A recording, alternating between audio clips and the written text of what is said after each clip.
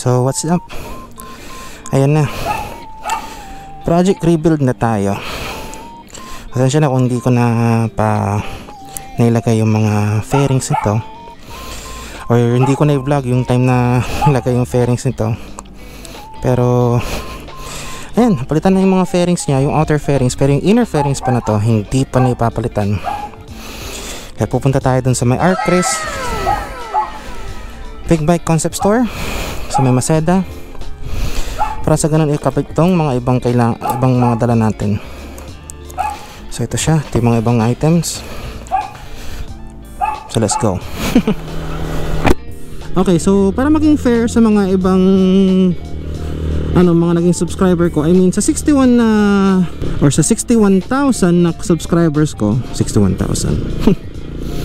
Well, manifest natin yan. So sa 61 subscribers na na maantabay sa aking mga i-upload na video. So ito na, pasensya na kung medyo natagalan kung bakit ngayon ulit ako nakapag-vlog, kasi wala may pinagdaanan lang na konting paghihirap or pighati, I mean. Kaya eto tayo. Hindi ko masasabing naka-recover na, pero sana naka-recover na nga talaga. Pero yun nga, tulad ng sabi ko, hindi pa rin totally natapos yung yung repair nitong motor.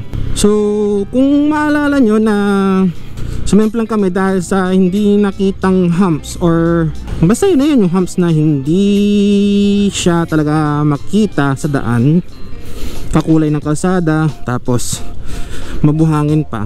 Kaya ngayon lang nagkaroon ng pera and oras para ipa-repair. So yung unang nangyari dito is naikabit na itong mga outer fairings nya na Veloci ang brand. Hindi naman siya pure Yamaha genuine parts. Ang init ng ng helmet. Init. So hindi siya Yamaha genuine parts na na outer fairings. Kaya kahit pa paano nakatipid na rin. Rin naman siya Sniper naman yung gray na pero nga lang gagawin ko na lang ngayon, since yung mismong decals nya hindi ako makapakali dahil hindi siya yung original decals. Kaya bibili tayo ng original decals sa Yamaha para sa ganun magtugma yung mismong yung mismong decals nya sa stock, at para sa ganun maging pogi ulit. So yun yung yun yung gusto kong i-achieve, maging stock look siya, stock lahat, pero nga lang syempre modified big bike concept. Ngayon pupunta tayo dun sa Arcris sa may Maseda, tulad ng sabi ko kanina, kasi dun ko ipapakabit lahat ng mga gamit, mga mga accessories nya and mga upgrades, tulad ng ng RCB na na grip. Hindi siya grips, I mean siya levers, hydraulic levers, brake master tsaka clutch master. Yung number 1. So from wired tayo, i-convert na natin siya into hydraulic. Ngayon kung magkano yung kung magkano yung labor, bahala na. Pero for now, ang init, super init. Well, no choice ako kundi kailangan mag-jacket talaga, kasi ang init. Kahit papano, para hindi na masunog ang balat natin, kahit sunog na yan. So as usual, nakita nyo naman tong mga daan ko na to. Alam nyo na kung taga saan ako. So we're still in Taguig. So ayan, iba yung niya, yung hatak niya iba yung friction na dala ng current clutch ko, kasi slipper, may built-in stock slipper clutch tong itong sniper na to, kaya ganyan siya. Parang tingin ko na pudpud na yata, pero sinasabi nila na 30,000 yung yung lifespan niyan. Pero going back, mga papalitan dito, yung handlebar, yung mga ibang nakakabit sa handlebar, ano pa? Actually yung yung flasher din dapat kailangan palitan pero hindi ko na dinala. Ako na makakabit sa bahay. Then itong mga ano dito, controls and all, kasama yan sa papalitan.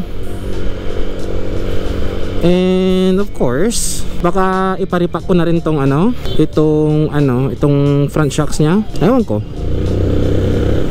Pero baka pwede rin naman siguro na na wag na lang muna.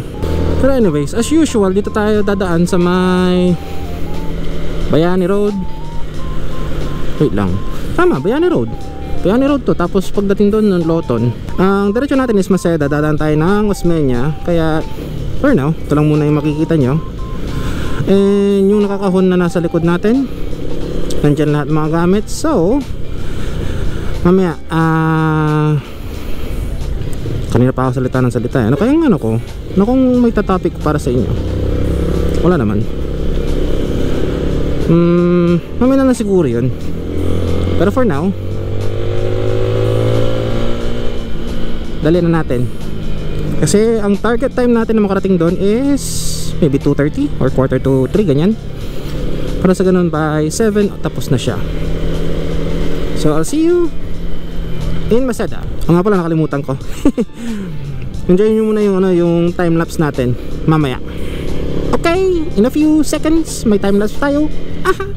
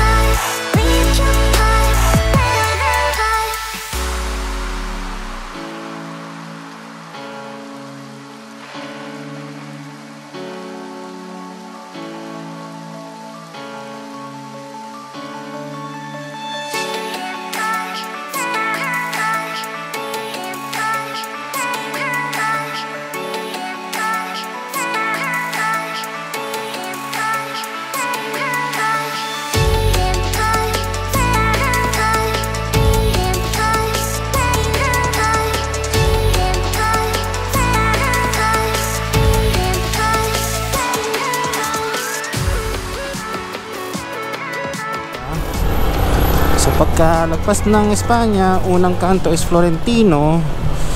Alam ko nun makakarating tayo ng Simon. Bago natin masabing nandun na tayo. Parang ito, anong street to? P. Margal. P or Pi, kung paano sabihin yun, kasi spelling is P-I-Y eh. Kasi itong susunod is Dapitan na. Yung susunod, Laon-Laan. Pero malayo pa ang Simon eh. Kaya tignan pa natin dito. Yun.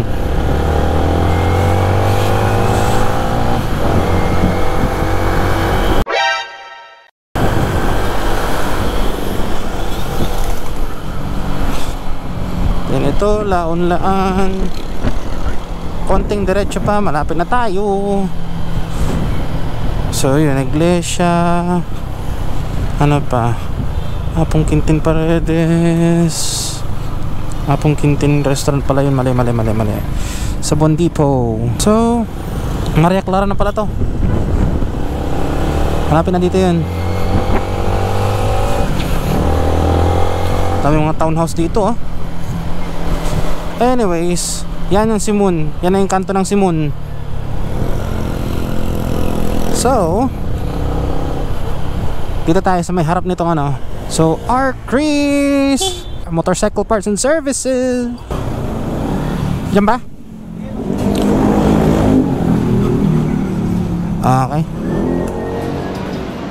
Okay, so Arcris Motorcycle Shop, motorcycle parts and accessory shop. So dito tayo punta kasi ayan o, ang dami nilang parts na binibenta, which is halos karamihan para dyan. Sakto para sa sniper natin. At ang ingay ng mga sa Maseda.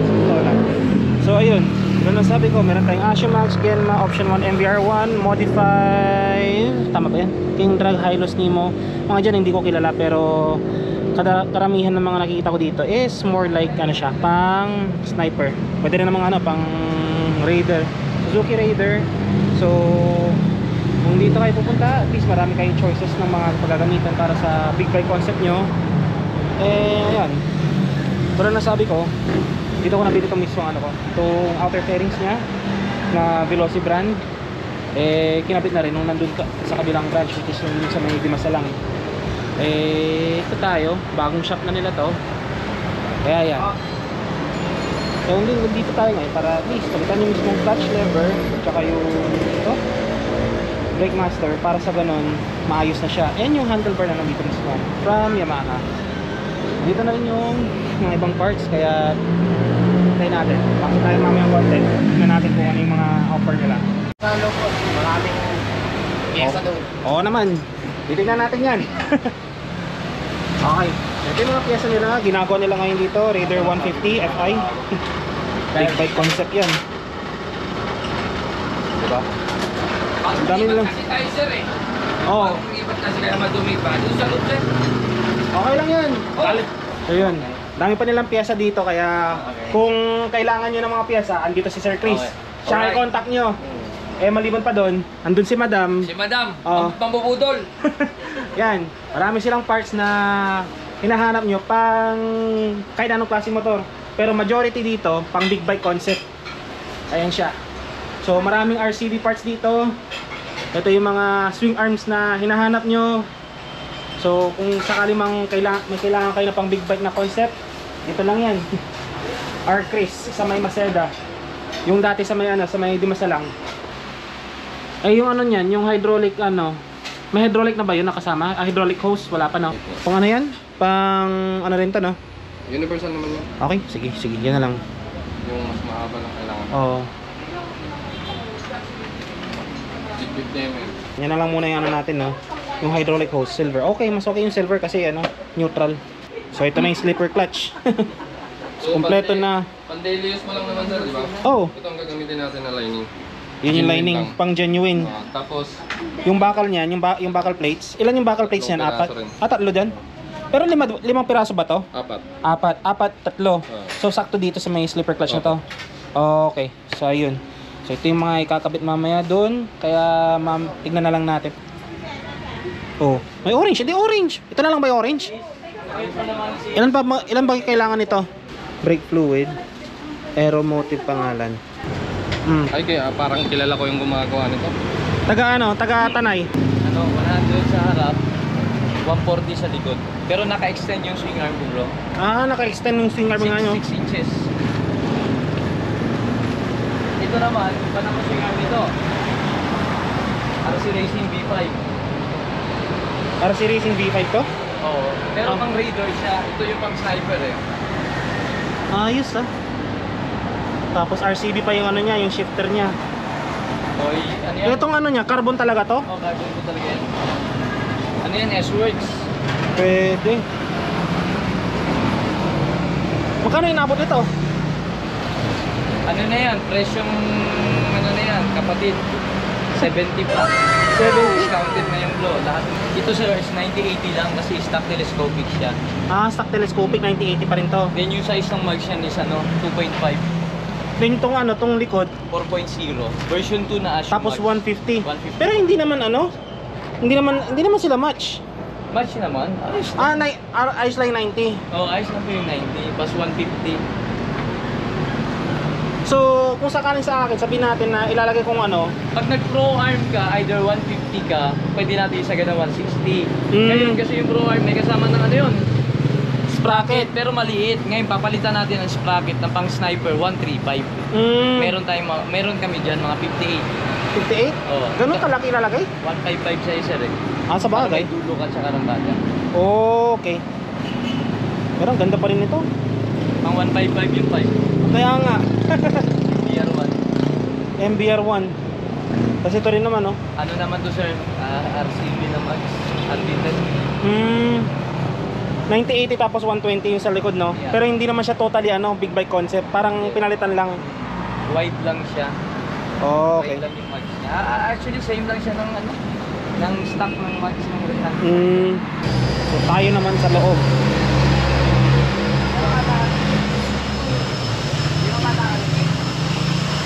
Okay. Yan talaga. Carbon.